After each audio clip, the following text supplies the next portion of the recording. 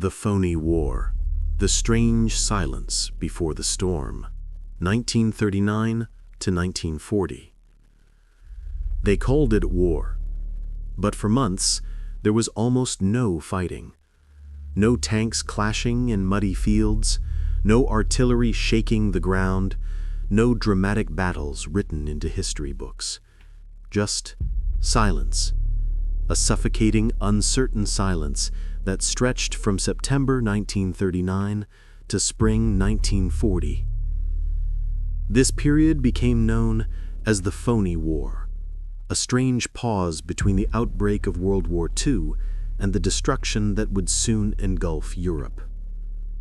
It was a time when soldiers waited, civilians feared, and governments pretended they had control over a situation that was already spiraling into chaos. A war declared, but no war seem. On September 3, 1939, Britain and France declared war on Germany after the invasion of Poland. Radios blared the news. Alarm bells rang. People held their breath, expecting the Western Front to explode in violence within hours. But nothing happened. British and French armies mobilized, marched to their defensive positions, then stopped. Germany fortified its border and waited.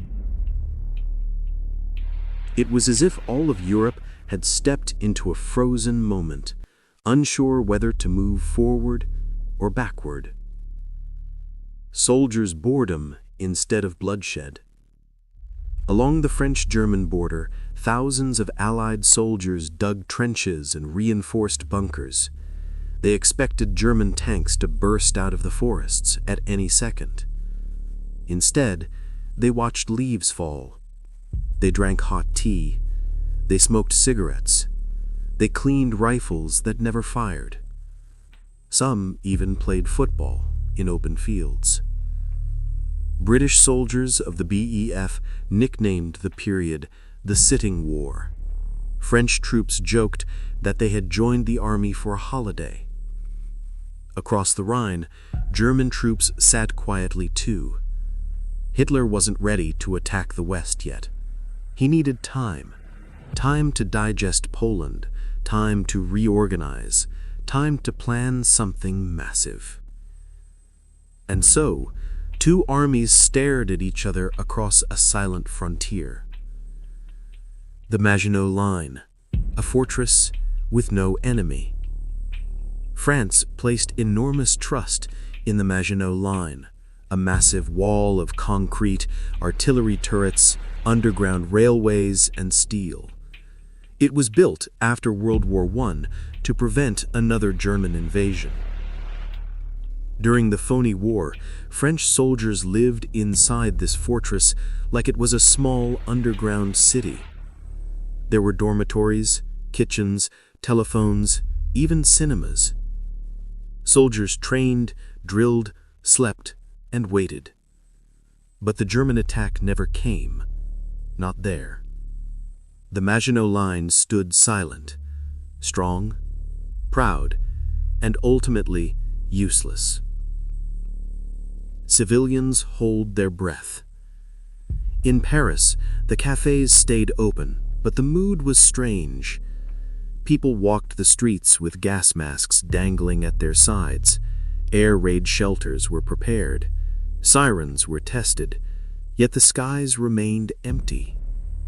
In London, citizens expected German bombers at any moment. When the sirens wailed, people rushed underground, only to emerge hours later and find the city untouched. The silence became a kind of psychological torture. Civilians felt trapped in a waiting room for disaster. The winter that froze everything. The winter of 1939 to 1940 was one of the coldest Europe had seen in years. Snow blanketed the front lines, rivers froze, trenches filled with ice. Soldiers huddled around small fires, while German radios across the border played gentle music. The war felt unreal, as if nature itself had paused the conflict. The air war that never happened. The Allies had enough planes to bomb Germany's industrial centers. They had the opportunity, but fear kept them grounded.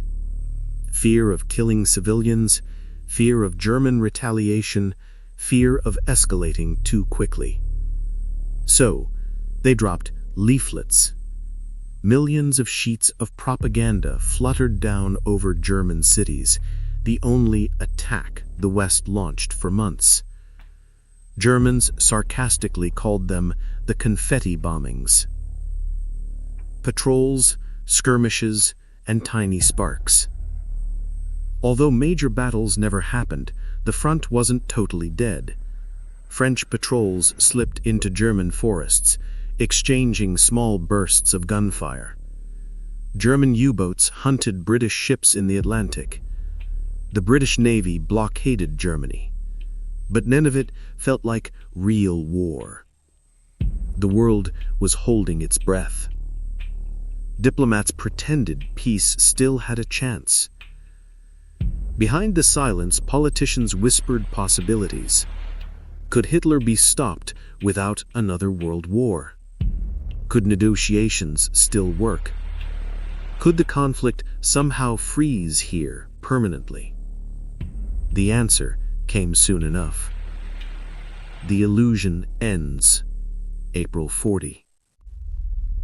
The calm shattered in April 40 when Germany invaded Denmark and Norway in a sudden, brutal strike.